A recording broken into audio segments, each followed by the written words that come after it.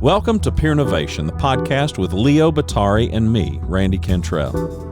Building on our previous shows, The Year of the Peer and What Anyone Can Do, we turn our attention to helping business leaders build high-performing teams. We'll talk with a diverse group of thought leaders who will share stories and insights that will help you and your teams achieve new heights. If you believe there is strength in numbers and that meeting the challenges of the future can only be achieved if we do it together, then join us for the conversation.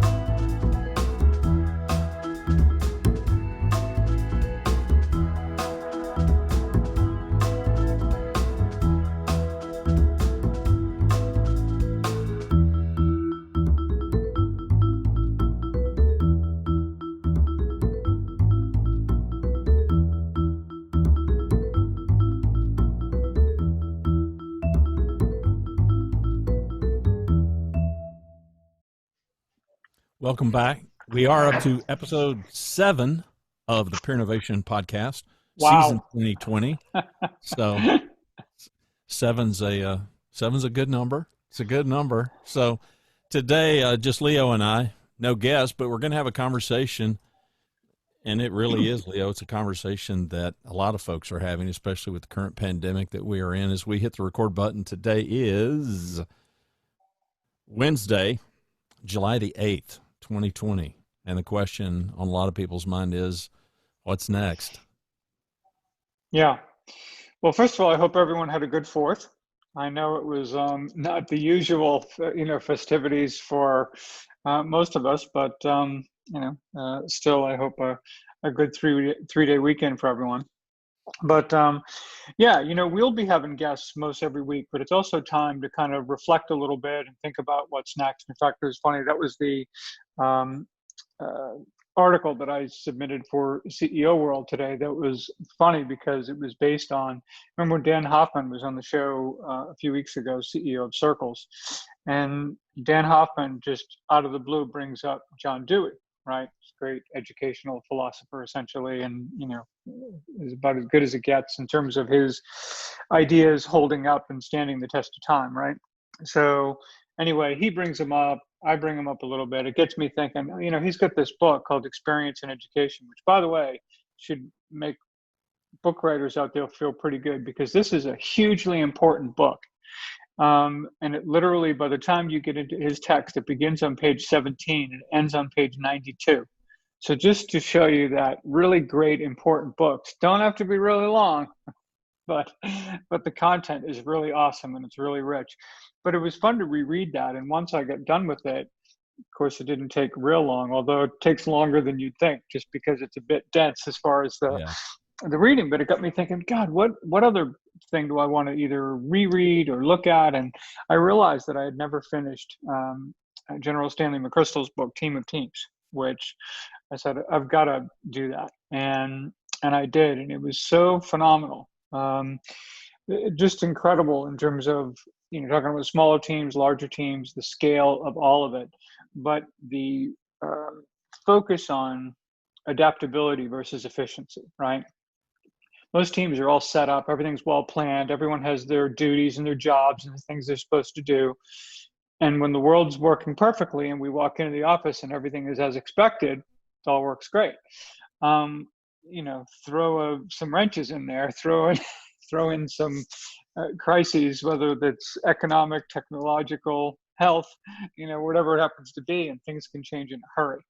And so the premium on teams being adaptable versus just efficient becomes huge. And it goes back a little bit too, and this is why it was kind of fun thought to do this show too, because so many of these themes go back to recent guests that we've had. Look at the Francis Scholl's work on squircles, right? And the idea of being adaptable, and the notion that you can't operate in a world of chaos by logic, because chaos doesn't play by your organizational rules.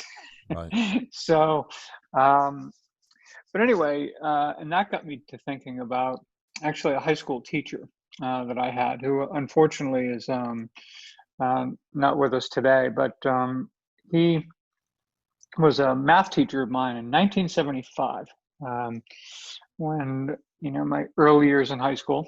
And he was an amazing man, in large part was not only teaching, first of all, teaching, he was an African-American man teaching in an all-white high school. He was a concert pianist.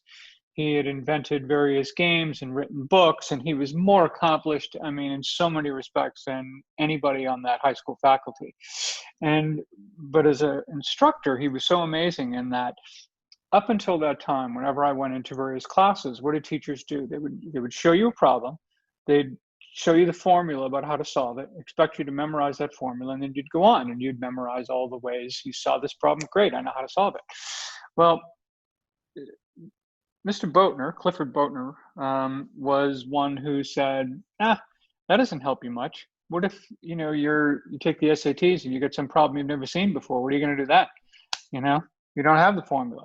So you have to know where these formulas come from, how to think in mathematical terms, how to understand the language of math in a way that would allow you to have the tools to figure something out on your own if you had to, if you saw something that you'd never seen before. And it made me really think about how powerful that lesson was, and that he wasn't just teaching us math, he was teaching us to be adaptable. He was teaching us to be ready and prepared and understand what's behind what we learn, not just what we learn, to show people why, not just how. And it's incredibly powerful. And, and with that, what does that happen? That circles back to Dewey, because Dewey, and what we talked about with him, with Dan Hoffman and all, is collateral learning. When we get a group of people or a team of people and they're working together, they're not just learning whatever content is in front of them. Simultaneously, they're also learning and building muscles around how to collaborate, how to work together, how to be better at that. And the more they have opportunities to do that, the better they're going to be, at it. And I think during these times in particular, if we are simply having online courses for employees where they sit in front of a computer and they deal with content and it's just on their own and they pass the little test or whatever, and then they go on to the next course, without having them really working and learning together, they're really robbing themselves, I think, of a huge, opportunity.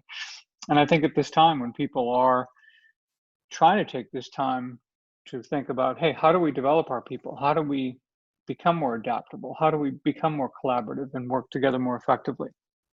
I think that's kind of where it's at right now. And so it's been really fun to hear people talk about all this stuff. And I know one of the things that we'd love to get from folks is what's happening at your organization, or if you've got a team that you think is performing really great under these circumstances, we'd love to hear your story. We'd love to hear what that's all about, and whether that's something we can share on your behalf publicly on the show, among other stories about great teams and great examples of what's going on out there, or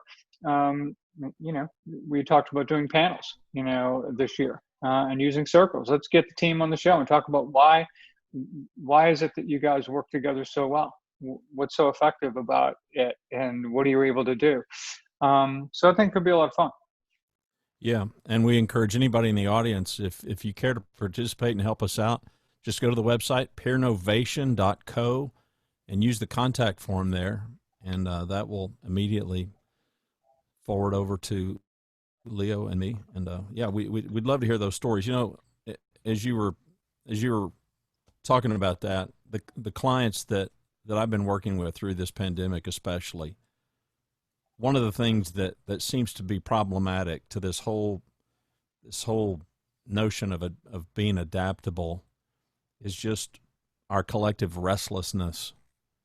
We've got major sports here in America, and for those of you that are listening internationally, these major sports here in North America have obviously been dormant, and we've now got the NBA today reporting to this bubble in Florida. You've got Major League Baseball trying to figure out what they're going to do. You've got the NFL doing the same thing. And we've got huge spikes in the virus numbers, much more so than they were in March. And yet we've got this collective consciousness in North America of our antsiness. Yes, give us sports now. And I heard one athlete, I believe he was a Major League Baseball player, and pardon me, but I don't recall the fellow's name, but it was pretty insightful. He said, I don't know that we've earned the right to overcome our restlessness to go ahead and have Major League sports, because we've got people that aren't even willing to put a piece of cloth over their face out in public.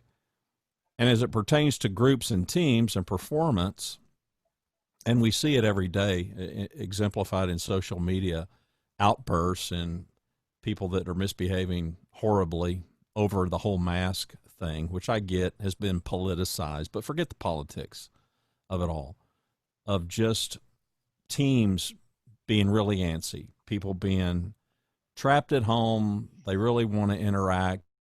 Other people don't want to interact. Leave me at home. And I've dealt with every client I've had through this pandemic has had to somehow wrangle their teams, whether these are small groups or whether these are much larger groups of people, to just not have the restlessness that gets in their way of adapting to whatever we need to do, whether that's temporary or whether that's going to be for some extended period of time here.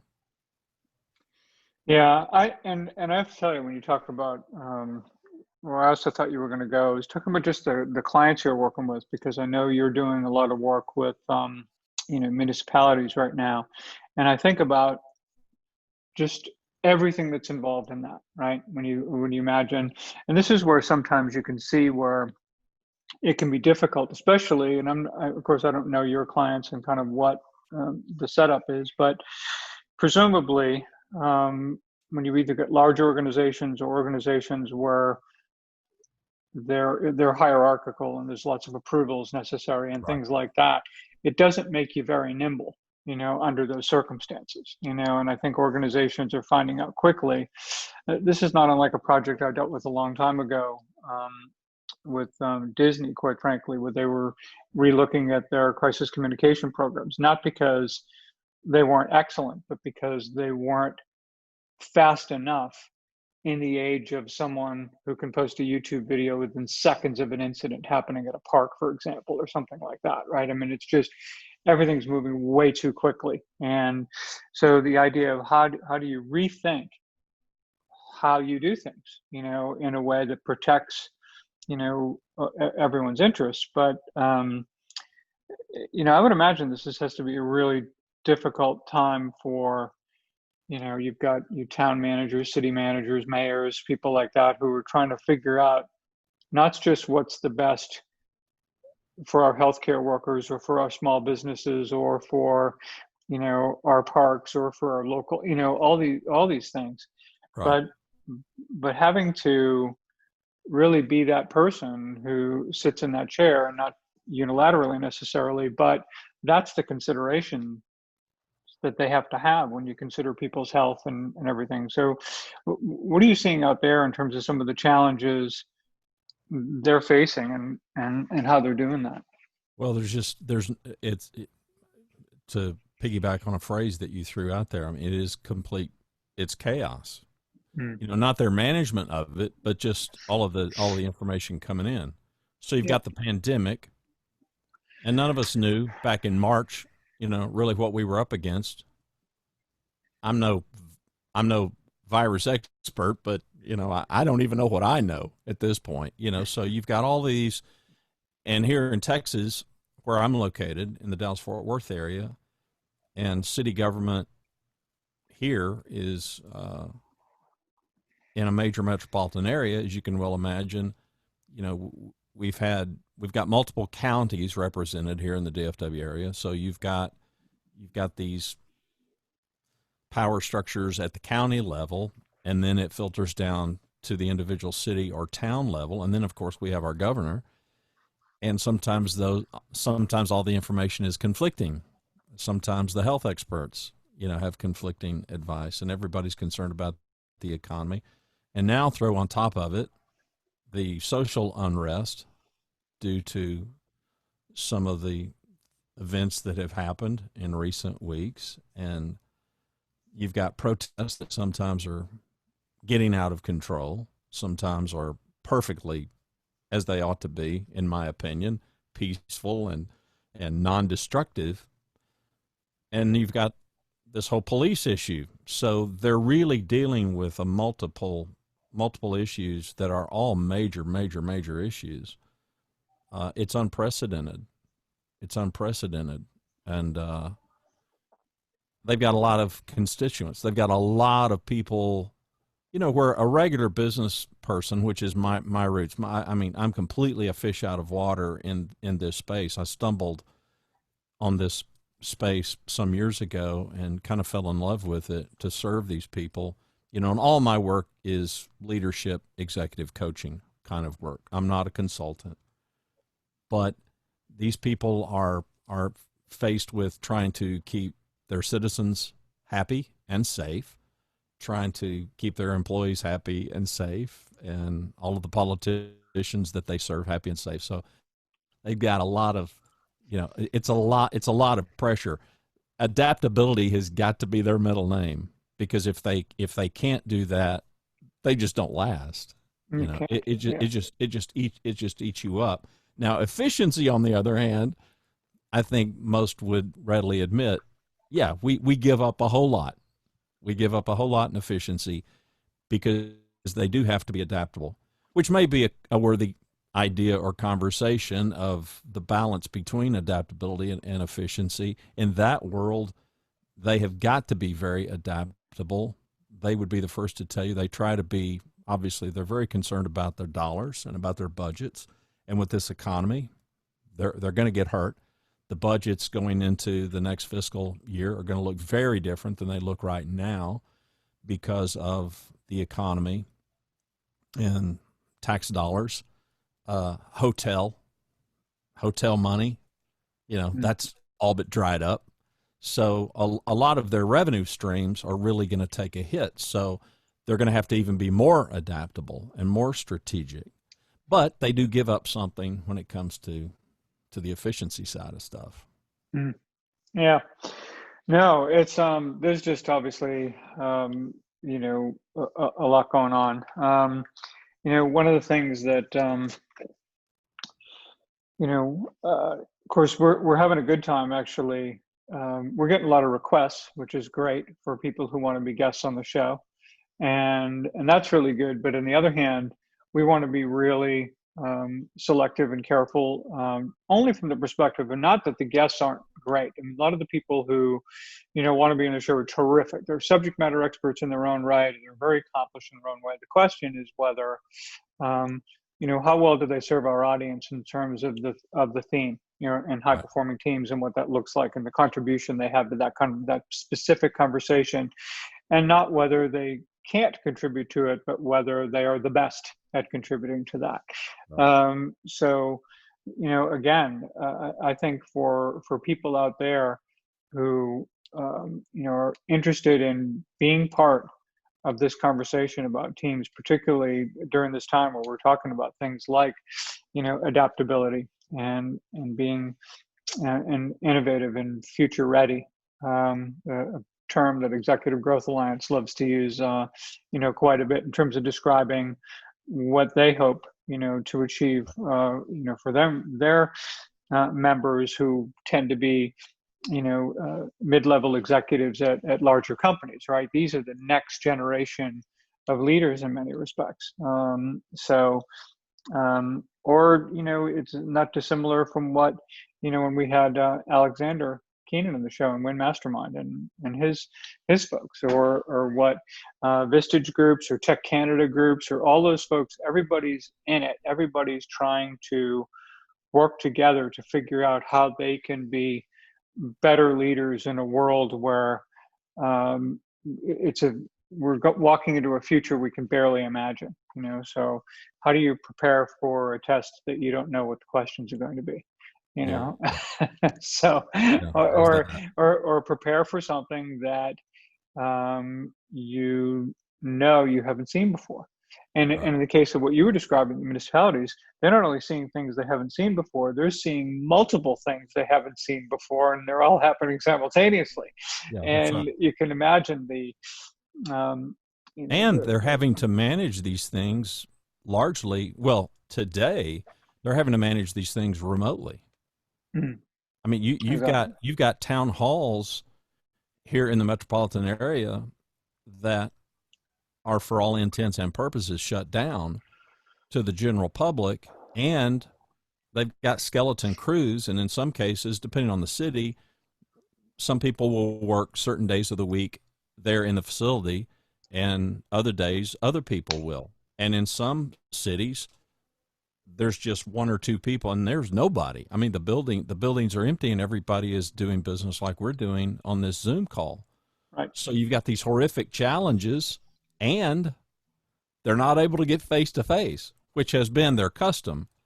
And they, by nature, it is a very meeting intensive kind of an operation. They all are.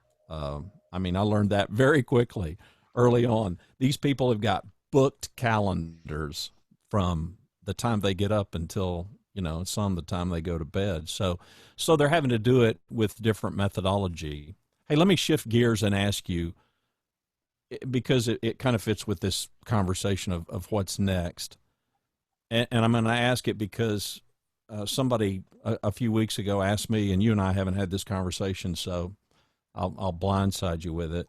But Excellent. you're starting your launch of Peernovation.co. Peernovation, the whole, just share with the audience and share with me that for you, I mean, at some point that was the what was next for you. And you've had a number of what's next. And before we're done here, we do need to kind of tease and talk about the upcoming book, Peernovation, the same title. But the work itself and the launch of the company and what you hope to do. Share that with us. So yeah, I think it really starts back. I'll go back to when The Power of Peers was finished back in 2016, and I met with a group of chairs in San Diego, Vistage chairs. And as Vistage chairs will tend to do, they'll ask you a lot of questions about, okay, now what are you going to do? What's this look like? And and they really helped me drill down to recognize that, okay, the book isn't the completion of anything; it's the start of something. And so what happens with this work other than the hope that some people buy it, pick up the pages, read it, get something out of it, and go something? How do we become much more proactive about driving the narrative about what makes great groups, be so powerful, so that at the time it was so more CEOs and business leaders would have that as part of their consideration set when it came to what resource am I going to tap to try to get better for myself, my team, or whatever, right?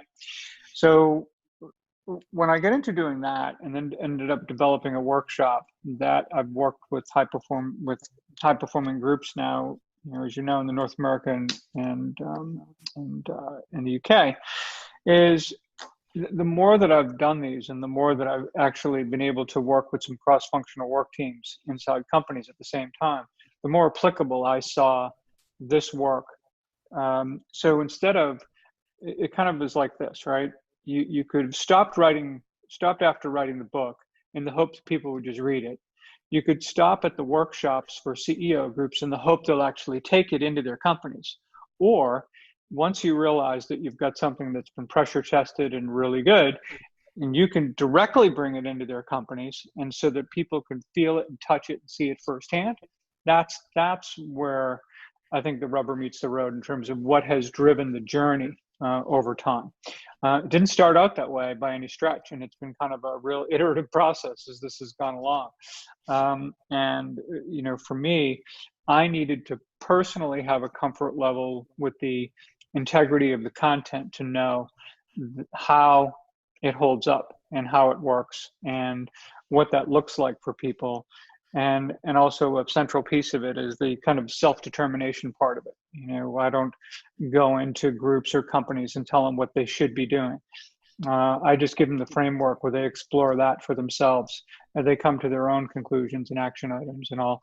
And quite frankly, the better group or the better team, the better the team, they get just as much, if not more, out of the workshop, because great teams and great groups have great expectations of themselves. and they are always looking to raise that level of excellence. So I think when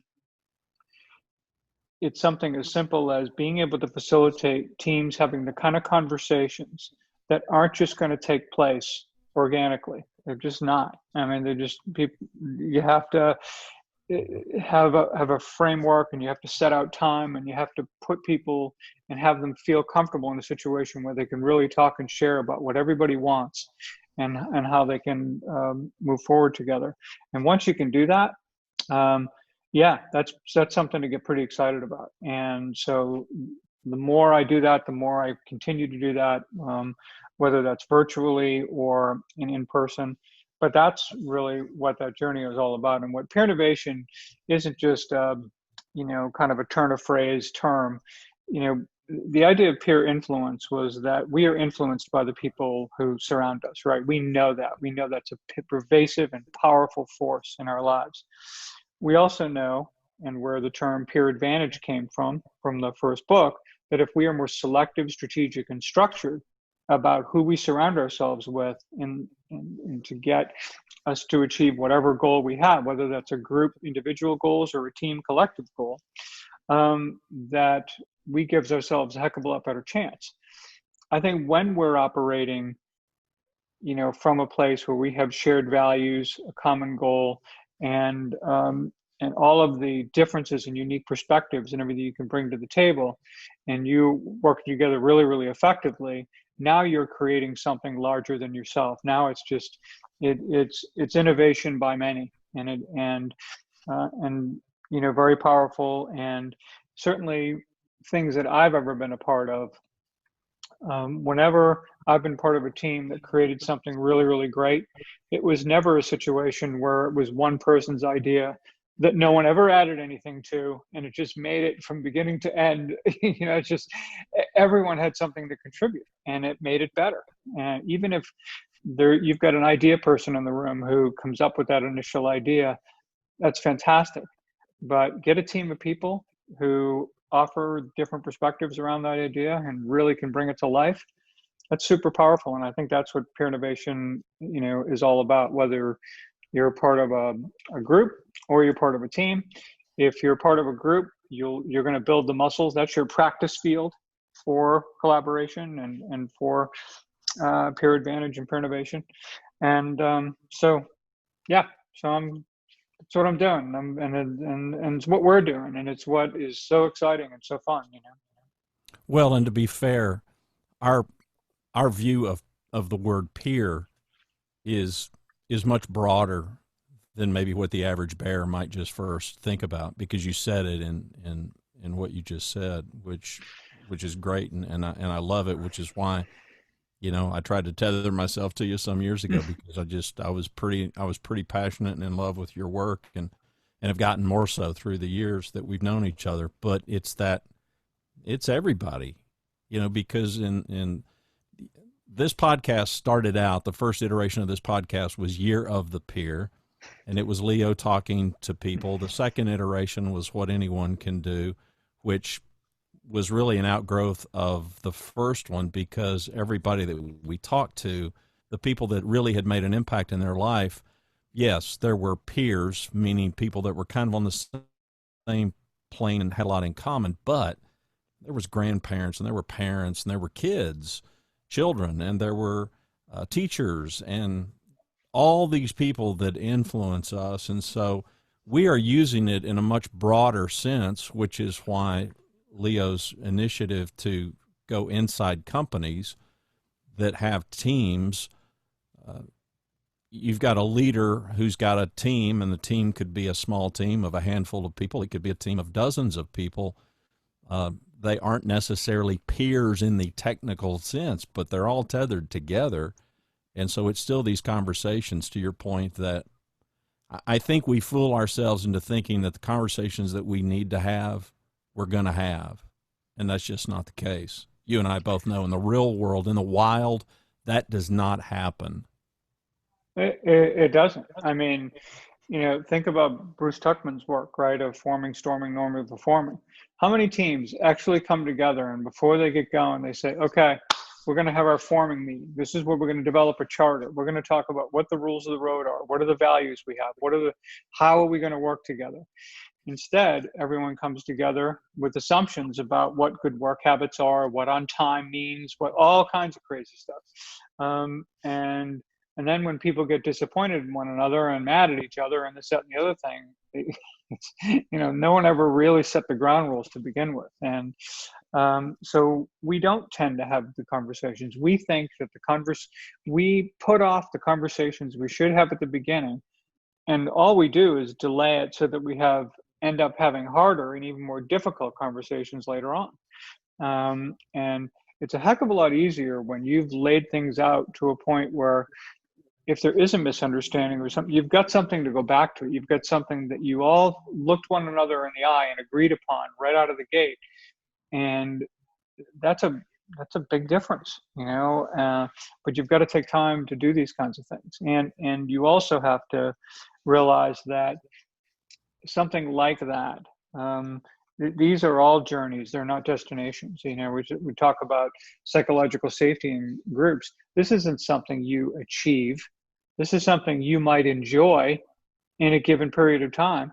But if you're not all over it and paying attention to it and watering that plant, if you will, all the time, it's going to start dying on you. And so having those, not only just those initial conversations, but those frequent conversations to talk about how are we doing, and taking assumptions and taking people filling in those communication gaps that we've talked about as much out of the equation as humanly possible.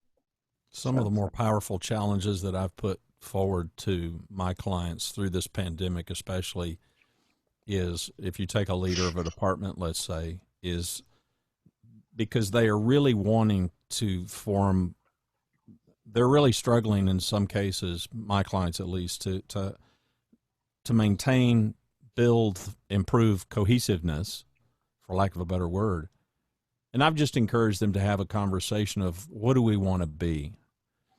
So in keeping with today's theme of what's next, I think for your organization, those of you that are listening, for your team, for your group, I have found it helpful, clients have found it helpful to simply all have that conversation, which is it's not a conversation that you would just organically have. A leader has to march forward and say, who do we want to be? What do we want to be? And out of those conversations, I've had more CEOs and I've had more leaders tell me they unearth things that they had no idea members of their team were thinking, concerns that they had, pluses and positives that they felt. It's just these conversations that aren't forced, but I would describe them. How would you describe them? I would describe them as, they're just very strategic. I don't know a better way, but you probably have better words for it than that. No, I just think to myself, if you're sitting around and you're a team and you think, okay, we're a really good team. So I want to know, how do you know that?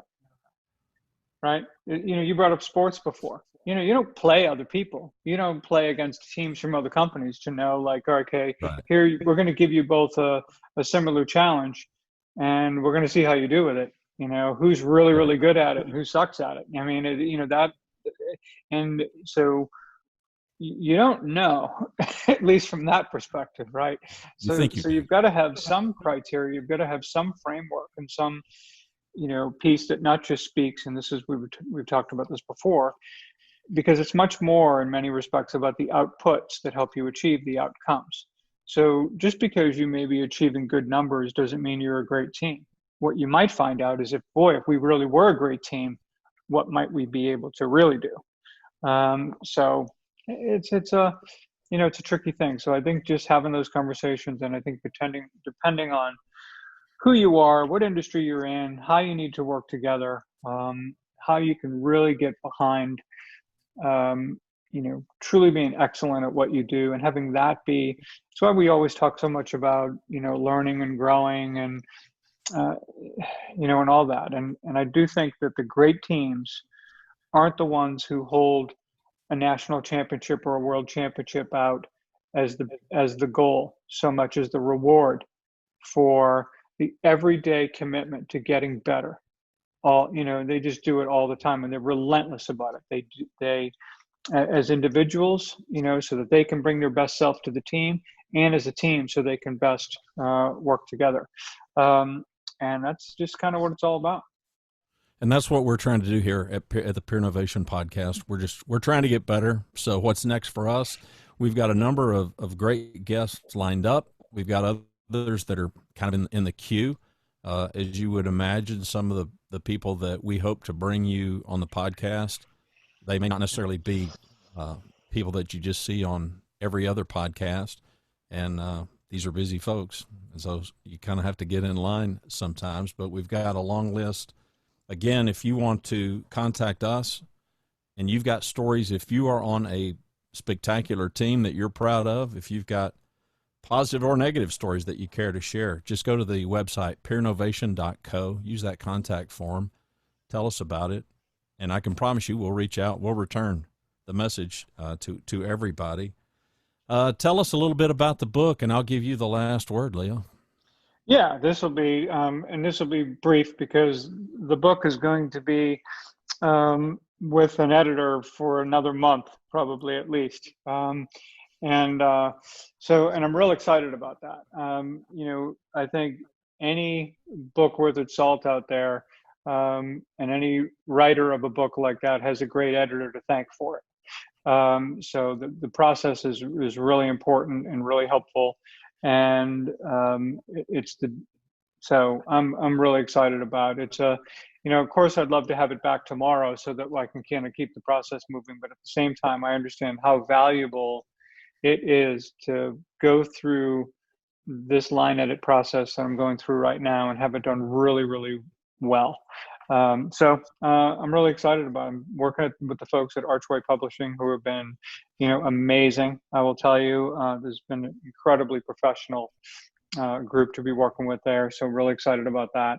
They're a division of Simon & Schuster, and just real excited about the whole thing. But anyway, just looking forward to our guests in the coming weeks, and just hope you all stay well and stay safe, and we'll see you soon.